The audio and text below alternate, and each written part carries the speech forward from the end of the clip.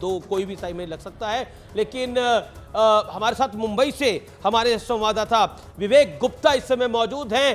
तो आमची मुंबई की सुबह कैसी है, जोश कैसा है कार्यकर्ताओं के अंदर, क्योंकि महाराष्ट्र एक ऐसी स्टेट है जहां विपक्ष को एक बार फिर उम्मीद है और शायद एनडीए अलायंस को वहां नुकसान होने की भी संभावना है, लेकिन बीजेपी अपना नंबर इंटैक्ट रख सकती है, इसमें भी कोई दो राय नहीं। विवेक। अमिश देखिए, ये चुनाव बिल्कुल अलग है क्योंकि इस बीजेपी वर्सेस कांग्रेस तो है ही है, लेकिन पहली बार ये चुनाव जो है वो शिवसेना वर्सेस शिवसेना है, एनसीपी वर्सेस एनसीपी है, पवार वर्सेस पवार है। तो सबको आज नतीजा का ऐलान होगा कि जब सबको इंतजार है कि आज शिवसेना वर्सेस शिवसेना में कौन जीतता है, एनसीपी वर्सेस एनसीपी में कौन जीतता है, पवार वर्सेस पवार में कौन जीतता है। इस समय हम मुंबई के सबसे बड़े काउंटिंग सेंटर में मौजूद हैं। ये नेस्को काउंटिंग सेंटर है। मुंबई में 6 सीटें हैं, 3 सीटों का जो काउंटिंग है वो यहाँ पे होगा। ये काउंटिंग सेंटर इसलिए भी अहम है क्योंकि केंद्रीय मंत्री और बीजेपी के उम्मीदवार पीयूष गोयल पहली बार लड़ रहे हैं, उनका रिजल्ट इसी काउंटिंग सेंटर पे आना है। उज्जवल निगम पहली बार लड़ रहे हैं, उनका भी रिजल्ट यहीं पे आना है। वर्षा गायकवाड़ जो मुंबई कांग्रेस प्रेसिडेंट है, उनका भी रिजल्ट यहीं पे आना है। अमोल कीर्तिकर जो उद्धव गुट से लड़ रहे हैं और सिंधे गुट से रविंद्र वायकर वो लड़ रहे हैं, उनका रिजल्ट भी इसी से आना है। देखिए किस तरीके की तैयारी है। सुबह 6 बज रहे हैं, चप्पे चप्पे पर पुलिस तैनात है क्योंकि लॉ एंड ऑर्डर डिस्टर्ब ना हो, उसके लिए पूरे रास्ते को पुलिस ने कॉर्डन ऑफ कर दिया है। क्योंकि अमूमन महाराष्ट्र के कई हिस्सों में देखा गया है कि शिवसेना वर्सेस शिवसेना, एनसीपी वर्सेस एनसीपी होते हैं तो कार्यकर्ता आमने सामने आ जाते हैं और लॉ एंड ऑर्डर डिस्टर्ब होने के चांसेस होते हैं। लेकिन यही आशंका जो है ये मुंबई में तो शिवसेना वर्सेस शिवसेना और एनसीपी वर्सेस एनसीपी के कार्यकर्ताओं में जो हंगामा होने की आशंका है, जो झड़प होने की आशंका है, झड़प ना हो बहुत अच्छी बात है, हंगामा हो, हंगामा भी बस सिर्फ शोर शराबे तक हो तब तक सीमित रहे तब तक तो ठीक है, लेकिन ये आशंका इस बार कई जगहों पर जताई जा रही है।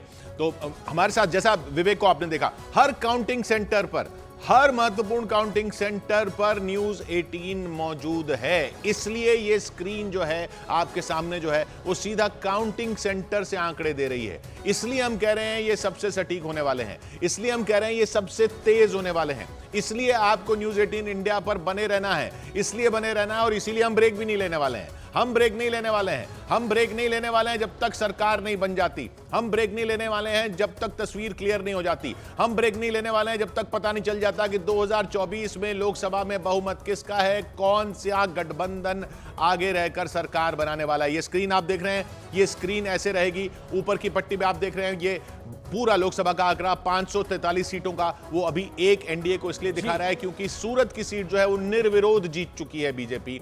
और अपने आप देखिए स्क्रीन के बाईं तरफ आपको राज्यों के नतीजे आ रहे हैं, बाईं और दाईं तरफ। जैसे इस वक्त आप देख रहे हैं आंध्र प्रदेश और तमिलनाडु में, आंध्र प्रदेश की 25 सीटों में क्या होगा, तमिलनाडु की 39 सीटों पर क्या होगा, और बीच में आप एक तरफ देख रहे हैं जो बड़े चेहरे हैं वो अपनी सीटों पर कैसे। इस बार ईस्टर्न पार्ट ऑफ इंडिया बहुत इंपॉर्टेंट रहेगा, ईस्टर्न यानी कि उड़ीसा, बंगाल और पूर्वोत्तर, जी जी जी, और झारखंड भी आप एक, हाँ खासतौर पर ओडिशा, बंगाल ये बहुत इंपॉर्टेंट रहेगा। उसके अलावा तेलुगु स्टेट्स यानी आंध्रा और तेलंगाना बहुत इंपॉर्टेंट रहेगी क्योंकि वहां पर जो है इस बार कुछ बहुत बड़ा बदलाव देखने को मिल सकता है।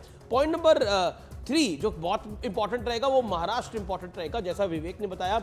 48 सीटें हैं, शिवसेना वर्सेस शिवसेना है और एनसीपी वर्सेस एनसीपी है। विपक्ष कह रहा है कि हम 40 जीत रहे हैं। जी जी, और इसके अलावा जो चौथी स्टेट है जो बहुत ज्यादा इस समय मायने रखती है और वो इंपॉर्टेंट रहेगी, वो राजस्थान रहेगी और उसके बगल की स्टेट हरियाणा रहेगी, क्योंकि इन दोनों स्टेट्स के अंदर भी ऑपोजिशन को एक बहुत बड़ी उम्मीद है।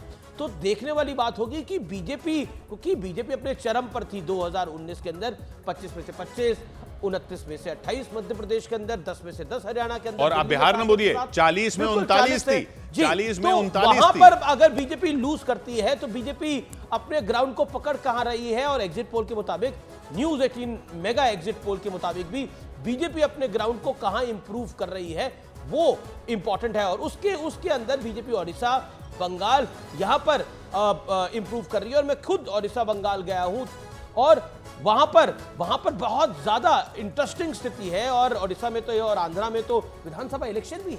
जी जी, विधानसभा चुनाव आंध्रा भी और है। उड़ीसा दोनों में विधानसभा विधानसभा इलेक्शन चुनाव भी भी है है। और वहां पर भी बीजेपी को अच्छी खासी उम्मीद है, खासकर उड़ीसा में तो सरकार बनाने तक की उम्मीद है। खैर, इन सब राज्यों के अलावा दिल्ली 7 सीटें, दिल्ली की 7 सीटें बीजेपी ने जीती थी पिछली बार, लेकिन इस बार 6 कैंडिडेट बदल दिए। हाँ, इस बार 6 कैंडिडेट बदल दिए, एक कैंडिडेट नहीं बदला, मनोज तिवारी नहीं बदले जो नॉर्थ ईस्ट दिल्ली से हैं। दिल्ली में एक सीट चांदनी चौक की है, जो एग्जिट पोल जब बताते हैं कि 0 से 1 या 0 से 2 विपक्ष को मिल सकती हैं। और कांग्रेस ने अपने मुझे लगता है कि अपने सबसे प्रभावी नेता को जेपी अग्रवाल, जयप्रकाश अग्रवाल को लड़ाया है।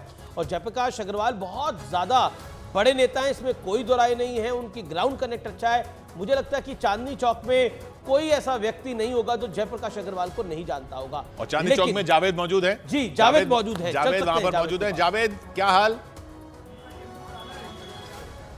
देखिए, चांदनी चौक हम सब जानते हैं, चांदनी चौक अपने आप में एक ऐतिहासिक महत्व रखता है और 2 बार से बीजेपी यहाँ काबिज है। मैं जहाँ मौजूद हूँ, प्राचीन गौरी शंकर मंदिर है। अब से कुछ ही देर में यहाँ जो बीजेपी के कैंडिडेट हैं किशोर प्रवीण खंडेलवाल, वो पहुँचने वाले हैं, भगवान का आशीर्वाद लेंगे।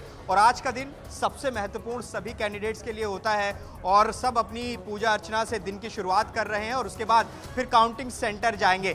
सबसे बड़ा सवाल यही है कि क्या बीजेपी पिछले 2 बार का जो प्रदर्शन है वो दोहरा पाएगी, खासतौर से चांदनी चौक जहां पर डॉक्टर हर्षवर्धन थे, मंत्री रहे, कद्दावर बीजेपी के दिल्ली के नेता रहे, उनका टिकट बदलकर प्रवीण खंडेलवाल जो कि व्यापारी नेता हैं, उनको मैदान में बीजेपी ने उतारा है। जेपी अग्रवाल जो कि कई बार सांसद रह चुके हैं और इस इलाके के पुराने रहने वाले हैं, उनसे उनका मुकाबला है। और देखिए, एग्जिट पोल में जैसा कि आपने जिक्र किया कि जो 0 से 1 सीट की बात की जा रही है वो चांदनी चौक ही है, लेकिन ये देखना होगा कि जब अंतिम नतीजे आएंगे तो स्थिति क्या रहने वाली है। फिलहाल गौरी शंकर मंदिर पर चांदनी चौक जब बोलते हैं लोग तो बाकी देश के लोगों को बताते हैं और दिल्ली के लोगों को भी शायद ज्यादा नहीं पता कि चांदनी चौक की जो लोकसभा सीट है वो सिर्फ चांदनी चौक नहीं है जी, वो काफी आगे शगुर बस्ती तक फैली हुई है। बहुत बड़ी सीट है, बड़ी सीट है।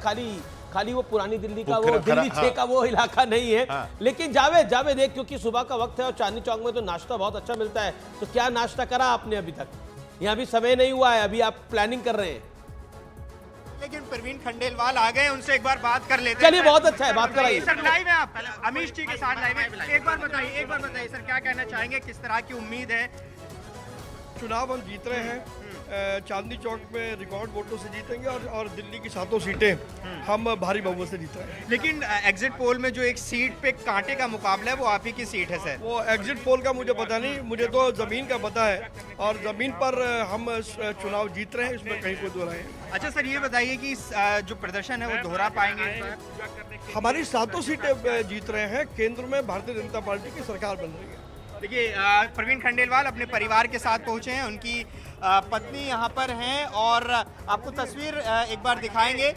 कैंडिडेट हैं चांदनी चौक से। न्यूज़ 18 इंडिया पर सबसे पहले उन्होंने बात की है और दावा किया है कि वो चांदनी चौक जीतेंगे। वो तो सिर्फ अपनी सीट का दावा नहीं कर रहे किशोर जावेद, वो तो दावा कर रहे हैं 7 की 7 सीटें जीतने का। अच्छा सवाल पूछा आपने कि जहां कांटे की टक्कर है वो आप ही का इलाका है, आप ही की सीट है। चलिए, आपसे